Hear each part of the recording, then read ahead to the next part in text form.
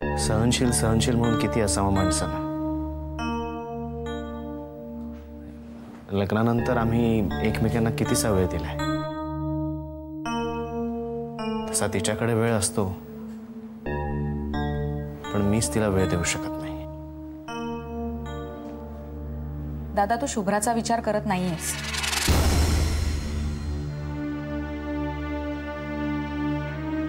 कारण तू तिचा विचार करत असतास तर मग इथे नसतास। आता तू घरी आहेस, मग तिला वेळ दिला नाही याचा विचार का करत बसला असतास? दादा, तू कोणाचा विचार करतोयस याचा अंदाज आहे मला। उत्तर नकोय मला, आणि हा विचार तू का करतोयस हे विचारणार नाहीये मी।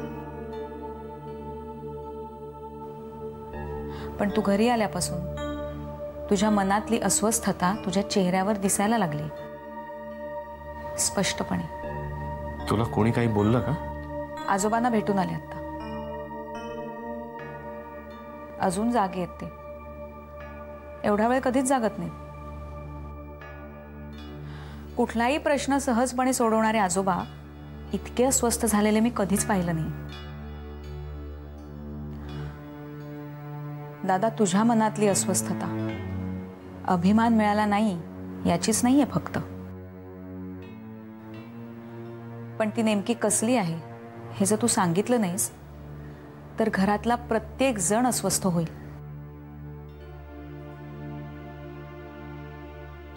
दादा, प्रश्न मनात ठेवून स्वतःलाच त्रास करून घेण्यापेक्षा ते सांगून मोकळा का होत नाहीस? तू घरी आल्यानंतर अनेक प्रश्न सुटतील असं सगळ्यांनाच वाटत होतं, अजूनही वाटतंय।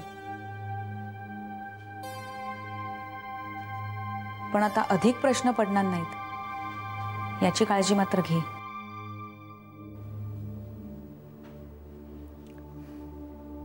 Good night. Good night.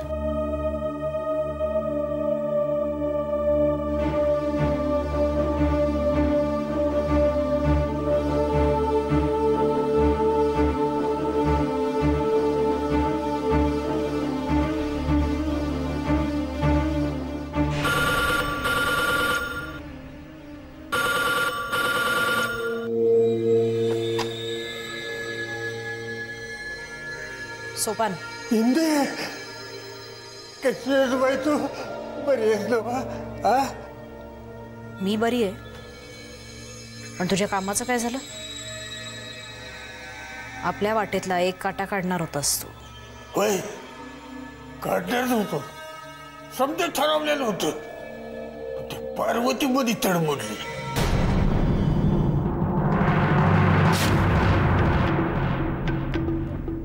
कोण? हो, पार्वती। अगं, त्या पार्वती या वाड्यात अजून आहे। पार्वती? होय, पार्वती। सोपान, बरा आहेस ना तू? अगं, या वाड्यावर जलम काढला मी तिला ओळखणार नाही। होय,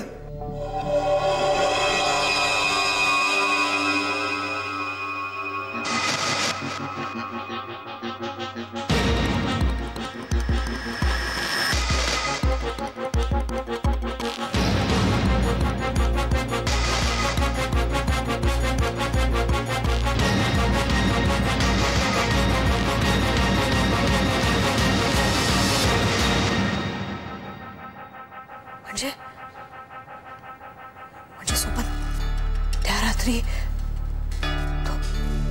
तो प्रकाश, ते जे काय घडलं ते पार्वतीमुळे? होय, ती गेली नाही अजून, या वाड्यातच आहे। ती हैस्तवर या जन्मात आपलं काम होईल असं वाटत नाही। त्यासाठी पुन्हा दुसरा जन्म घ्यावा लागेल बहुतेक। असतात, वाईट दिवस असतात, सगळ्यांचेच असतात। सध्या आपले वाईट दिवस चालू आहेत असं समज सोपान. फक्त भीती याचीच वाटते की आपल्या विरोधात आणखीन काही घडलं तर काही खरं नाही. हिंदे तू हिंदूमती आहेस हे विसरतेस की काय? मी सोपान आहे पण तू हिंदूमती आहेस. मनात आणलेस तर तू मत्याचं नव्हतं करू शकतेस. हिंदे अजून एक शास्त्री मार मग बघ काय काय होते ते. हो तर भालचंद्र रावाचा शोध घे पण काहीतरी कर हिंदू. पुन्हा जन्म घ्यायला मला मरायचं बिना काहीतरी कर हिंदे काहीतरी कर.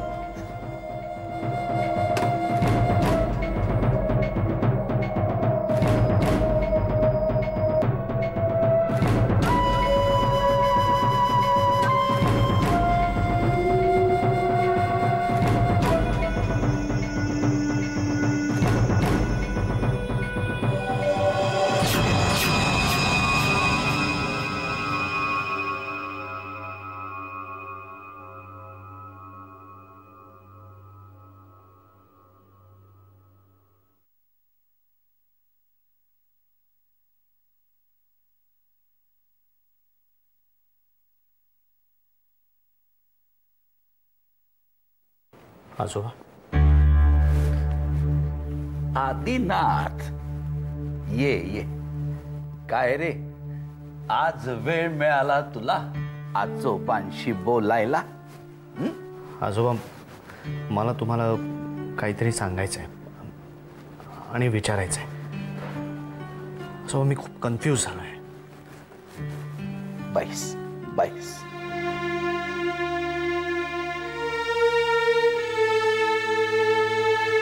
काय कन्फ्युजन आहे सांग.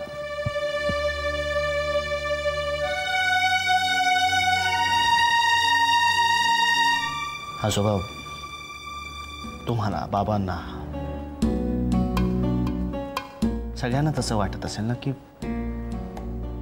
इतके दिवस आधी बाहेर होता. बाळ काकाचा खुनी त्याच्या शोधात होता आणि आज तो परत आलाय पण अजूनही बाळ काकाचा खुनी सापडलेला नाहीये. मी तुमच्या अपेक्षा नाही पूर्ण करू शकलो. आजोबा आदिनाथा काही गणित अशी असतात की पटकन उत्तर सापडत नाहीत उलट गुंते वाढत जातात. अशी गणित शांतपणे विचारपूर्वक सोडवायची असतात. सांग मला काय एवढा गुंता झालाय तो?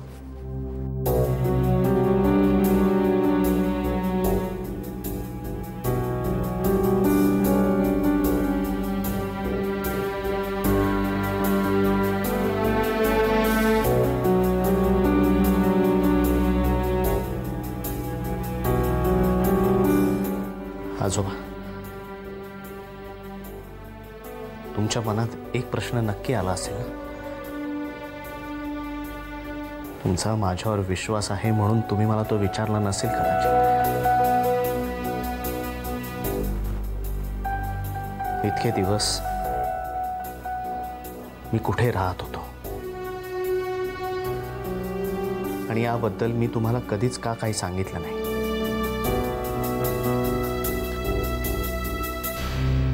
आजोबा इतके दिवस मी सुलेखा बरोबर राहतो.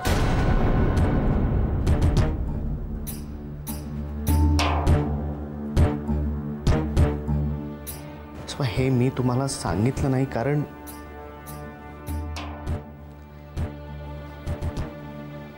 मी तुम्हाला सांगितलं नाही याची मला जाणीव होती पण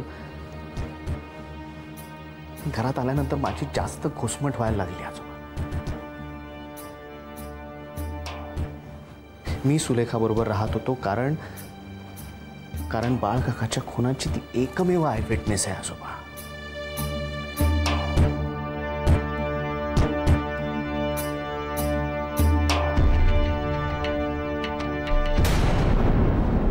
श्रीराम श्रीराम.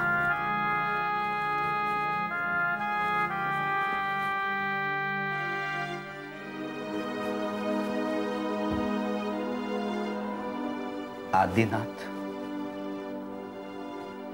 हे सगळं तू बाळला न्याय मिळवून देण्यासाठी करतोयस हे कळतंय मला.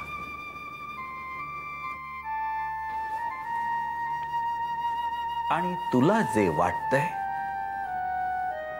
ते मान्य करायला मनाचा मोठेपणा लागतो आणि त्यासाठी स्वतःचं मन शुद्ध असावं लागतं, जे तुझं आहे. मी तुझ्यावर चिडेन, रागा करेन असं अजिबात वाटून घेऊ नकोस. सांग मला, तुझ्या मनात कोणते प्रश्न आहेत? आजोबा, आज परिस्थिती सुलेखा या एका नावाभोवती फिरते. तिच्यासमोर प्रश्न आहे की तिने बाळकाकाचा खून होताना पाहिलाय आणि जो अभिमानने केलाय, पण ती बोलू शकत नाहीये कारण तिला भीती आहे सरंजामीची आणि पोलिसांची.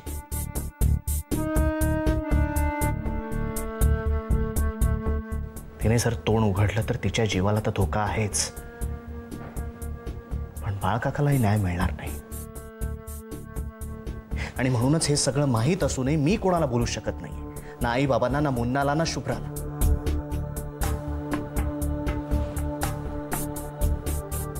शुभ्राताचा प्रश्नच येत नाही, कारण शुभ्रा एक वेळ मला समजून घेईल आजोबा, पण मी हे सगळं कसं तिला सांगू? ती दुखावली गेली तर नाही. आजोबा, एकीकडे तो परमेश्वर मला सुलेखाचा पत्ता विचारतोय. मी जर तिचा पत्ता दिला तर तिचा जीव धोक्यात येईल, आणि जर पत्ता नाही दिला तर हा प्रश्नच अनुत्तरित राहील. आजोबा, मी काय करू? श्रीराम श्रीराम. शांत हो बाळा.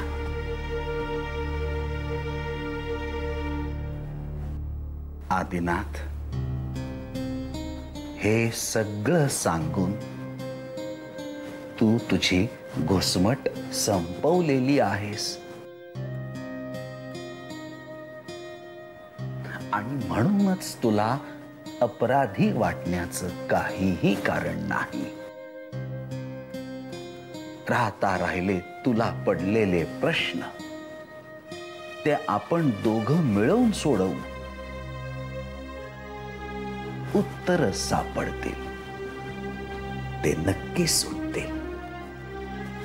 विश्वास ठेव माझ्यावर. थँक्यू आजोबा.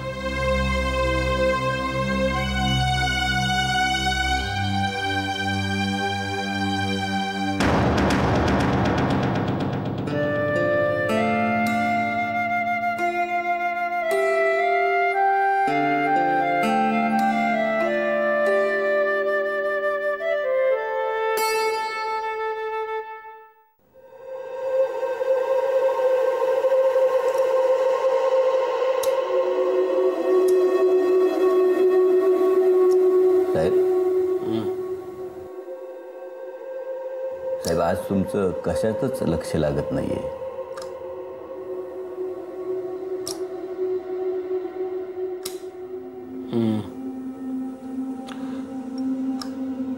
ते विक्रांतचं नाव डोक्यात आल्यापासून डोक्याला भोंगायला लागलंय नुसतं.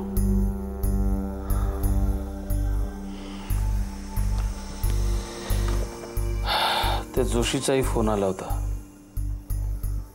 विक्रांतनं त्याच्याशी बोलणं सोडलंय, त्याला तो फोनही करत नाही.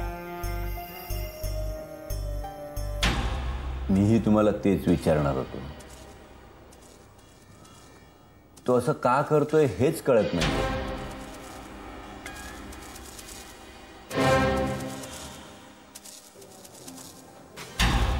डोकं गहाण टाकलं तर ते सोडवता तरी येतं रे, पण हृदय गहाण टाकलं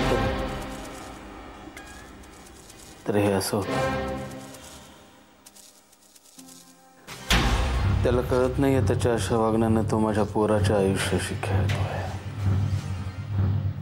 मध्यंतरी ती शास्त्राची पोरं त्याच्यापर्यंत पोहोचणार होती, पण तू होतास म्हणून अभिमान वाचला, नाही तर काय झालं असतं त्याचा. मला देखील तेच आश्चर्य वाटतंय.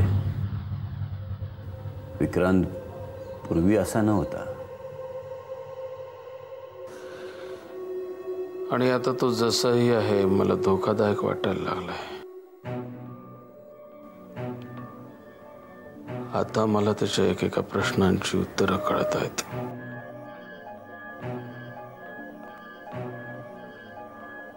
जाताना तो म्हणाला होता की अभिमानला भेटू नका, तुमच्या मागे पोलीस लागलेले असतील.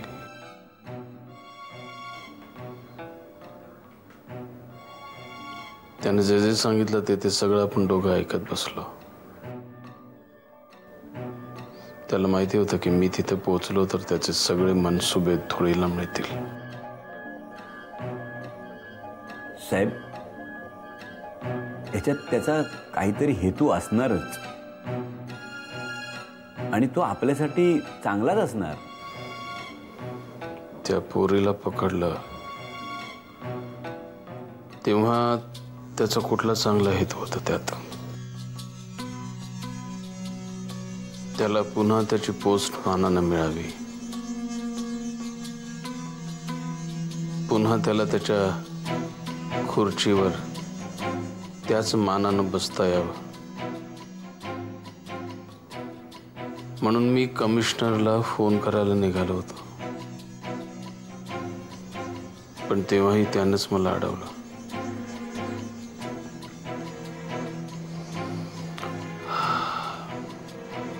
या सगळ्या एक एक गोष्टी मला आठवल्या ना की मला खूप त्रास होतो परमेश्वर. साहेब, तुम्ही त्रास करून घेऊ नका, शांत राहा. समोरून वार करणारा शत्रू पहाडासारखा असला तरी मला त्याची भीती वाटत नाही. भीती वाटते ते असे छुपे हल्ले करणाऱ्यांची. त्यानं मला सांगावं त्याला काय हवंय, मी हवी ती मदत करायला तयार होतो. पण कळत नाही तो असं का वागतोय. साहेब, मला वाटतं आपण काही दिवस 7 दिवस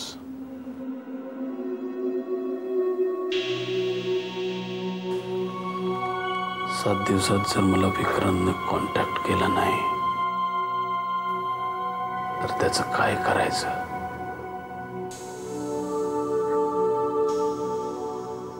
ते मी बघून घेईन. डोकं आणि हृदय गहाण टाकलेली माणसं मला अजिबात आवडत नाहीत.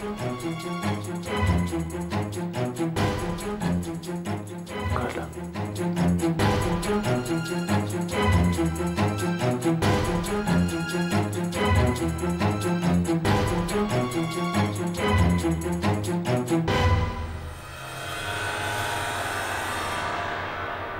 कोणावर विश्वास ठेवावा. आदिनाथ म्हणतोय सुलेखाने अभिमानला खून करताना पाहिलंय, तर दुसऱ्या बाजूला विक्रांतने प्रियाला सांगितलं होतं की अभिमान निर्दोष आहे. कोणावर विश्वास ठेवावा, कानांवर की डोळ्यांवर? सुलेखाच्या डोळ्यांपेक्षा मी माझ्या कानांवर विश्वास ठेवेन.